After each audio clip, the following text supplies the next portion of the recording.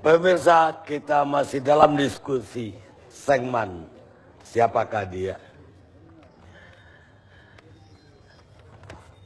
Pak Nasir, ketika berita Sengman ini yang bawa duit 40 M konon itu meledak, apa reaksi dari partai? Iya, tentu kita sudah reaksi teman-teman di partai ketika misalnya mendengar seperti ini kan tentu belum bisa kemudian bisa kita pastikan kebenarannya gitu loh ya. Nah karenanya kan yang namanya sekarang ini yang namanya pengusutan kasus-kasus korupsi tentu selalu memiliki dimensi politiknya sehingga kemudian ada upaya misalnya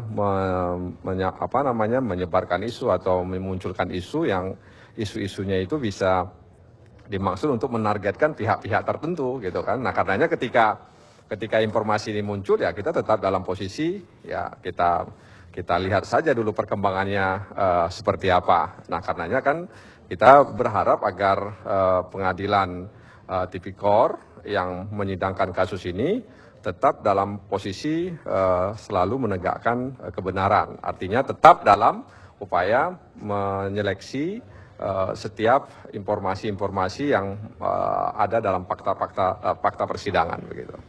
Baik, Pak Yani, wong kita kalau kan. Ya pasti kenal juga lah Sengman. Tadi Sengmannya nelfon saya malah bilang kenal saya juga. Kita kan pernah ketemu di restoran BB Bangil atau Bali dulu. Di mana? Di Bali itu lah. Enggak. Di sudut jalan Haji Agus Salim. Saya sendiri udah lupa. Tapi kalau Pak Yadi sebagai orang Palembang pasti gak lupa. Beliau ini tahu. Tapi tidak kenalan. Tidak kenal dan mungkin dia tidak kenal saya juga. Tapi mungkin dia tahu saya juga. Sengman ini sepak terjangnya memang mengalami turun naik di Palembang itu. Dia ini sesungguhnya awalnya itu ya bermula memang pedagang biasa saja, ya pedagang biasa lah di pasar Rambut. Kalau kata Riza Ramli apa? Lotre apa awalnya? Nah, nanti saya bicara itu nanti ke sana itu. Pedagang-pedagang biasa ya bermain. Pada tahun saya lupa tahun periodisasinya itu pada waktu Gubernur almarhum Sainan Saiman kalau tidak salah. Beliau ini sangat dekat dengan gubernur tersebut. Nah pada waktu itu naik, benderanya sangat naik. Dia menjadi kontraktor yang cukup memainkan peran lah di Sumsel itu. Nah penggantian gubernur setelah gubernur Pak Sainan Saiman itu adalah gubernurnya Pak Ramli. Dan dia tidak dapat angin kayak itu. Hilang lah perannya, turun lagi. Nah setelah itu gubernur yang baru, pengganti Pak Ramli itu, nah ini tidak ada masalah di Palembang itu adalah pembangunan digugat kepemilikan tanah ini, tanah itu tanah pemerintah, dialihkan yang sekarang menjadi hotel Aston, Palembang Square itu PS. Itu bermasalah sesungguhnya sampai pada waktu itu kepala BPN-nya masalah tukar guling itu di penjara. Tapi Sengman ini bisa lepas ya keterkaitan itu. Itu satu sisi. Sisi kedua sesungguhnya pada waktu dia mengalami kondisi dia turun, tadi yang dikemukakan dia coba buka 303 judi, ya kan? Buka judi itu di daerah Komplek Ilir Barat Permai. Itu judinya itu lakukan judi bola gelinding, rolek dan kim. Dengan uang hasil judi itulah dia mampu membayar hutang-hutang dia di Bank Industri, Hotel Budi. Nah di komplek perjudian itulah berdiri hotel Prince. Hotel ini terkenal loh, hotel satu-satunya diskotik yang pertama kali di Palembang itu, karaoke itu, Hotel Prince ini. Nah biasa dia memajang foto-foto orang. Nah kalau dia pernah berfoto dengan Bang Karni, dan Bang Karni sekarang itu, pasti dipajang di hotelnya itu. Nah, tapi saya lihat nggak ada fotonya Bang Karni itu. Saya baru kemarin cek, kalau ini rame ini saya cek ke hotel itu, saya cek. Ada foto-foto petinggi juga, ada fotonya Pak SBY dengan dia. Ada, dia pasang semua foto banyak itu. Dan selalu dia menggunakan, seolah-olah dia dekat semua dan seolah-olah menjadi utusan semua orang seperti itu. Nah, ini tipologi dia seperti ini, si Sengman ini. Dengan Pak Yadi nggak ada fotonya? Mungkin pada waktu itu kita masih aktivis kan, dia nggak suka dengan aktivis. Nah, kalau sekarang belum pernah ketemu lagi, nggak ada seperti itu. Dengan Ruhut ada nggak fotonya? Nah, saya nggak lihat fotonya Bang Ruhut itu. Jadi menurut saya nih orang ini memang berdasarkan dia pergaulannya sangat luas Bang Kardi. Orangnya ini supel, baik, dekat dengan orang, cepat, semua orang bisa tembus ini. Saya nggak tahu dia punya ilmu kedikjayaan apa. Kawan-kawan pada waktu mengatur masalah ini kan dia dekat juga dengan kawan-kawan DPRD. Dia juga ada penghubung-penghubungnya, dia bisa membangun link seperti itu. Nah, kalau itu memang dia dekat dengan pejabat-pejabat, apakah itu Polda, Kapolda, apakah itu Pangdam, di Palembang pasti dia dekat. Pasti dekat. Siapapun yang pernah menjadi pejabat di sana pasti dia dekat seperti itu. Nah, yang itulah yang mungkin dia bina lagi setelah dia pindah ke Jakarta. Jadi Tapi ada informasi juga dia belakangan kena perkara sampai ditahan, dipenjarakan. kita nggak pernah dengar tuh. Nggak pernah dengar. Nggak pernah. Yang ada dia berperkara, ya, kasusnya itu berperkara, tapi dia lolos. Palembang Square itu. Palembang Square, dia sendiri nggak kena masalahnya. Bahkan kepala BPN-nya masuk penjara. Ini kan menjadi masalah. Sekarang ini Palembang Square itu menjadi hotelnya dulu Aston, sekarang menjadi hotel Arya Duta. Kepemilikannya juga itu masih sesungguhnya masih sumber masalah sesungguhnya hotel itu sendiri, alih lahan tersebut. Nah, tapi yang ingin saya sampaikan, saya baru pulang juga dari dapil saya baru kemarin Bang Kari. Ini ramai sekali ini memang orang-orang di Palembang dan semua di kabupaten di dapil saya, Musi Banyuasin dan lain sebagainya ini menjadi populer.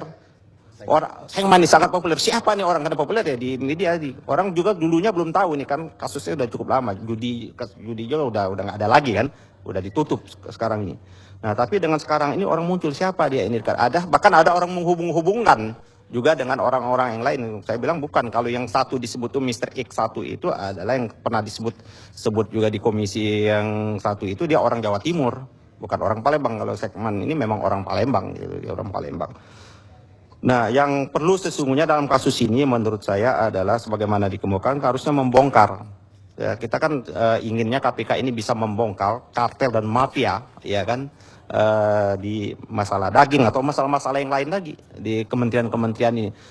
Saya kemarin tidak sengaja, saya pertanyakan ini juga ke Hatta Rajasa, Menko Edwin. Ketemu saya tidak dalam satu kendaraan, saya tanya, saya langsung kena bahasa Palembang, Kak, saya bilang, kakak ini dengar-dengar dekat betul ini dengan Sengman ini, aku bilang. Nah, katanya kakak ini sering memberikan itu persetujuan. Dibantah, saya tidak pernah kenal, tidak pernah ketemu seperti itu. Itu menurut Hatta Rajasa, dan dia biasa itu katanya menjual pendekatan-pendekatan itu. Menurut saya model pembisnis di Indonesia dari dulu seperti itu, Bang. Yang orang-orang bisnis kan selalu melengket-lengketkan dengan kekuasaan politik. Makanya tadi bisnis dan politik itu selalu ada kaitannya. Ini dalam sejarah mulai sebelum adanya 17 Agustus, mulai zamannya PUC juga seperti itu. Cina itu selalu mendekat dengan struktur kekuasaan. Nah, kasus ini menurut saya kan sudah ada titik terangnya kalau memang KPK ingin membongkar ini secara tuntas. Tapi kan kita takutnya KPK membuka pintu itu ditutup lagi, ya kan?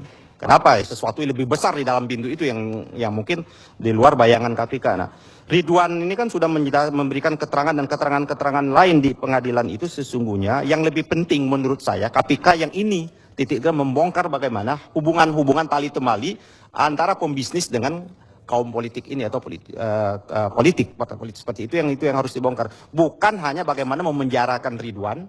Ya kan kemarin itu begitu kuat betul pimpinan KPK, kita akan pidanakan karena memberikan keterangan-keterangan yang berbelit atau keterangan-keterangan palsu. Itu sisi lain, itu silakan aja kalau keterangannya Ridwan itu ternyata tidak pas, itu tugasnya kepolisian untuk memberikan keterangan palsu. Tapi bagaimana ada beberapa poin menurut saya keterangannya Ridwan itu menjadi pintu masuk untuk membongkar skandal ini sendiri. Ini kan Bang Karni, di kampung halaman saya orang banyak lebaran kemarin itu di desa-desa tuh nggak sempat beli daging, begitu mahal daging itu harganya seperti itu akibat pola ini. Lebaran orang makan daging, Bang. Biasanya lebaran tuh orang berpesta daging. Nah, itu menjadi persoalan. Jangankan daging, bawang aja orang nggak beli lagi. Sekarang bawang udah 5.000 lagi. Ya, tapi ada masa setahun kemarin itu yang 90, 80. Sekarang karena udah dibuka kerannya jadinya bawang putih udah 5.000, 6.000 lagi. Ya betul, jadi kartel itu yang perlu dibongkar oleh KPK. Ya. Jadi kartel inilah yang harus dibongkar, tidak hanya semua ini. Kan udah banyak sebenarnya pintu masuknya KPK untuk membongkar ini. Kartel di migas, kan seharusnya dibuka juga. Kartel di produk pertanian hortikultural kita. Semuanya ini kan diatur negara, ini akhirnya diatur oleh mafioso dan kartel-kartel itu sendiri. Nah itulah peran KPK yang seharusnya dimainkan secara optimal dan maksimal. Jadi dia jangan tangkap-tangkap saja, setelah itu ditutup lagi. Nah, kita tunggu sebenarnya langkah-langkah KPK berikutnya untuk membongkar ini semua. Ujungnya kemana sesungguhnya? Ya, gitu. Anda melihatnya ada nggak langkah-langkah untuk membongkar kartel-kartel itu?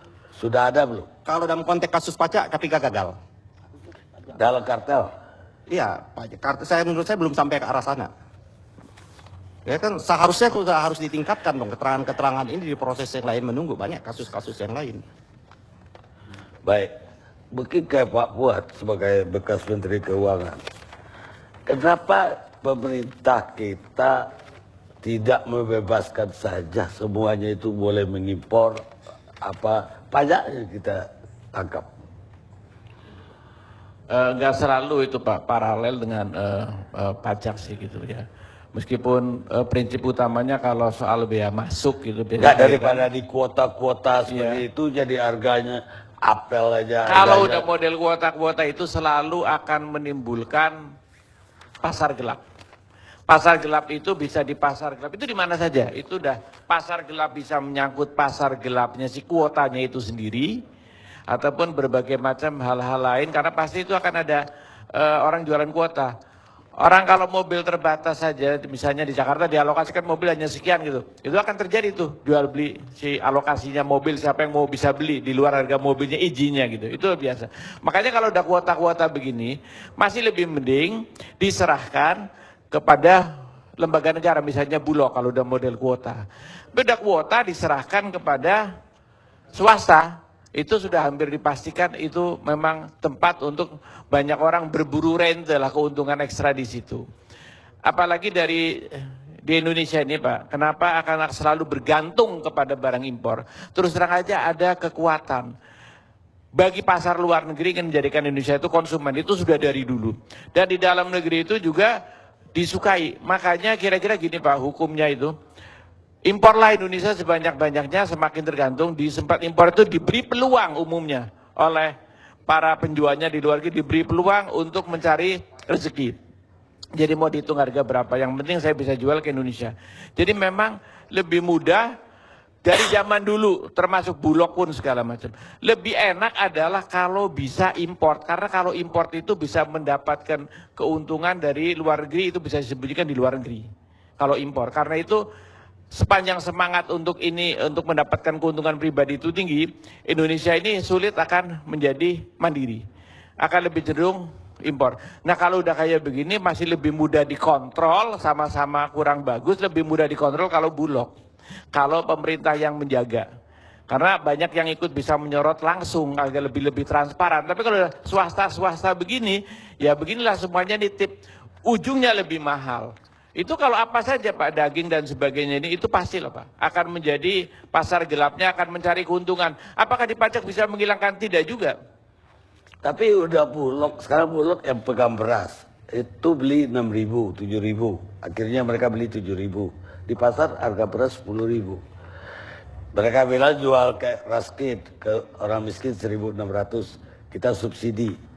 Tapi sampai sekarang juga nggak jelas orang miskin mana yang kebagian beras itu. Ketika penanganannya itu total ke satu tangan negara yang jelas untuk komoditi-komoditi tertentu tentu saja. Kayak dulu kan harga beras lebih stabil Pak. Zamannya Orde Baru itu harga beras stabil. Karena memang yang menangani itu jelas. Kedelai juga relatif lebih stabil. Apa lebih stabil? Ini kan sekarang karena di tangan barang-barang yang masih seperti kartel. Kartel ini kan monopoli tapi beberapa orang bergabung. Pasti swasta, pasti lebih jahat daripada kalau di tangan negara. Kalau sudah diswastakan. Kecuali kalau memang bebas murni, itu bebas lain lagi ceritanya. Tapi kan bebas murni kemudian akan ada satu dua yang kuat, ini bentuk kartel menjadi semacam monopoli lagi. Makanya untuk barang-barang seperti ini, satu, lepaskan ketergantungan dari asing, dari luar negeri. Apalagi itu potensi kita bisa. Kedua, kalau memang masih terpaksa, transisinya itu adalah ke tangan negara Bulog. Tapi kalau di tangan negara Bulog itu memang yang bisa menjara lebih sedikit karena ada banyak orang yang bisa mengontrol lebih langsung. Nah inilah sepanjang pokoknya semangat import itu adalah di belakang semangat import itu adalah mendapatkan keuntungan itu lebih mudah karena itu bisa disimpan di luar negeri. Itu aja Pak Baik, poinnya. kita rehat sejenak.